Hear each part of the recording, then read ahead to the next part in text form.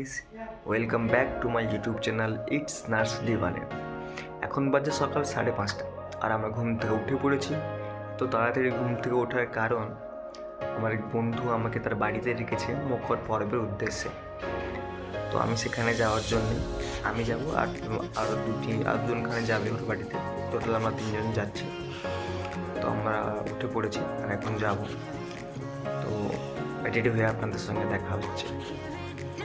তো এখন বাজে 7টা আর আমরা একদম বেরিয়ে পড়েছি। এখন সবাই রওনা দিয়ে দিয়েছে অলরেডি, ঠিক আছে। এই যে 1 2 এই 3, এই যে সবাই একদম চারিদিকে কুয়াশা দেখা যাচ্ছে না কিছু, ঠিক আছে।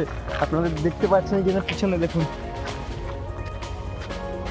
চারিদিকে কুয়াশা আছে।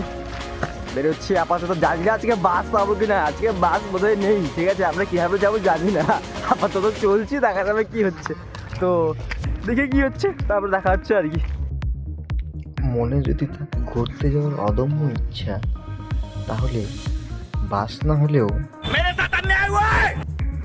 ভ্যানে করেও যাওয়া যায়। তাই 3-4 মূর্তি এই সবজি করার ভ্যানেই যাচ্ছে। তো বন্ধুরা, এখন বাজে 9:30 আর আমরা পৌঁছে গেছি। এর বাড়িতেই যাচ্ছি, ঠিক আছে।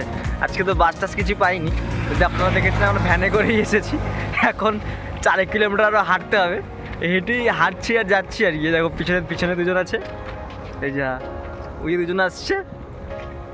হাঁটছি 4 কিলোমিটার হাঁটবো, তারপরে পৌঁছবো আর কি। মানে এখানে ব্যাপারটা হচ্ছে একটু পিছিয়ে পড়া এলাকা তো, আর এখানে মকরে অতটা মানে যোগাযোগের অতটা সুবিধা নেই, তাই একটু এখানে ওই যাতায়াতের অসুবিধা আছে। তবে কোনো ব্যাপার না, হাঁটতে চলে যাবো, রক্ত গরম আছে, চলে যাবো, ঠিক আছে। पैदल हम लोग पैदल चल जाएंगे। ये क्या बात करता है यार। তো ওয়েলকাম ব্যাক। এখন বাজে 11টাখানে হবে আর আমরা আমাদের বন্ধুর বাড়িতে পৌঁছে গেছি। আমরা আধ ঘন্টা আগেই কি 45 মিনিট আগে পৌঁছেছি। এসে ফ্রেশ হয়েছি, টিফিন করলাম আর ঘুরতে যাব। বাট তার আগে আপনাদের একটা জিনিস দেখাচ্ছিলাম আমি। তো জাস্ট একবার দেখুন, মানে আপনার মৌচাক তো অনেক কিছু দেখে থাকবেন, বাট এই গাছে এত মৌচাক হয়েছে, জাস্ট দেখুন একবার, ঠিক আছে। আর সবথেকে বড় কথা হচ্ছে এই গাছটার পাশে এইখানে বাড়িটা আছে, ঠিক আছে। এই জাস্ট পাশে, এবং আমার বন্ধু যেটা স্টেশনটা, ঠিক আছে, এই যে রেলওয়ে স্টেশনটা, আর এইখানে রেলওয়ে কোয়ার্টারে আমার বন্ধুর বাড়ি, মানে যার বাড়িতে এসেছি। বাট যেটা বলছিলাম যে একটা গাছে এত মৌচাক হয়েছে দেখুন। কিন্তু সবথেকে মানে যেটা আমাকে অবাক করলো, আমি জিজ্ঞাসা করছিলাম যে ওখানে যে পাশেই যে দেখতে পাচ্ছেন এই বাড়িটা, ঠিক আছে, ওই বাড়িটাতে আজ পর্যন্ত একটাও কোনো মৌচাক, মানে মৌচাক থেকে মৌমাছি বেরিয়ে আরেকটা কামড় দিয়েছে, এটা আজ পর্যন্ত শোনা যায়। তো এটা আমাকে খুবই অবাক করলো। আর আজকে সবার খুশি দিন, আজকে মকরের মেলা। নদীর ধারে মেলা বসেছে, ফিরবে সাঁঝের বেলা। তাই এই হাজারো ভিড়ের মধ্যে, শত ভিড়ের মধ্যে নিজেকে হারিয়ে ফেললাম এই অজানা লোকেদের মধ্যে, আর হয়ে গেলাম এদেরই একজন।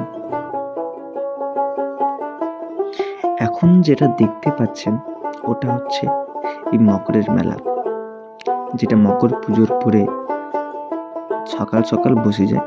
মকরে নদীতে স্নান করার পরেই লোকের ভিড়ে আনাগোনা শুরু হয়ে যায়।